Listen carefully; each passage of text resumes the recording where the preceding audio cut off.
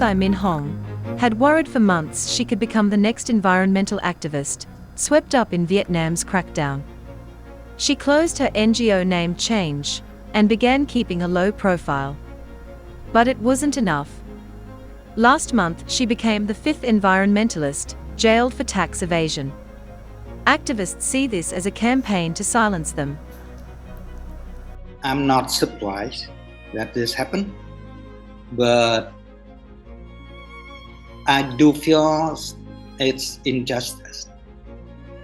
I do feel that Hung doesn't deserve any day in jail. Her conviction for tax evasion comes less than a year after a group of donors, including the United States and European Union, pledged to mobilize $15.5 billion in funding for a just energy transition partnership. Allegedly, her now-defunct NGO must pay around $300,000 as fines to the government. Nam said Hoang wrote to the tax department more than a year before her arrest and was told that her NGO did not owe anything in tax liabilities. Nothing went into her pocket.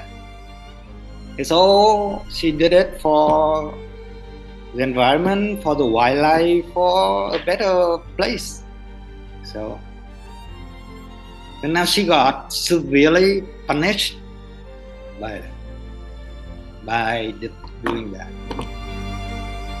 The arrests began in 2021 with the detention of Dang Din Bak, a legal advisor and NGO worker who worked on coal issues. His wife says Dang was sentenced to 5 years in prison based on fabricated evidence. Anh ấy theo đuổi cái công lý và đứng về phía của những người yếu thế. Thì nó sẽ, đấy là những việc cần làm và nên làm. Em hoàn toàn tin, bản thân em cũng cảm thấy cần làm và nên làm, thì nó không đáng phải bị giam cầm. Vì những cái việc anh Bách làm thì bảo vệ quyền và lợi ích cho những người dân, mà như vậy là nó động chạm đến quyền lợi của doanh nghiệp, của chính quyền, và họ muốn bịt miệng anh Bách, bịt miệng những cái nhà hoạt động như vậy bởi vì anh Bách. The country's communist government tolerates no opposition to its one-party rule and regularly jails critics, and they believe its recent focus on environmental activists appears to carry a particular message. So what I think we're seeing is a concerted effort simply to cut off the public space and to declare that all matters of public concern are to be addressed by the party and its state alone, and that there will be no toleration for dissident voices. Human Rights Advocacy Forum, the 88 Project, which advocates for freedom of expression in Vietnam, found serious irregularities in the way criminal procedures and sentences were applied to many of the environmental activists.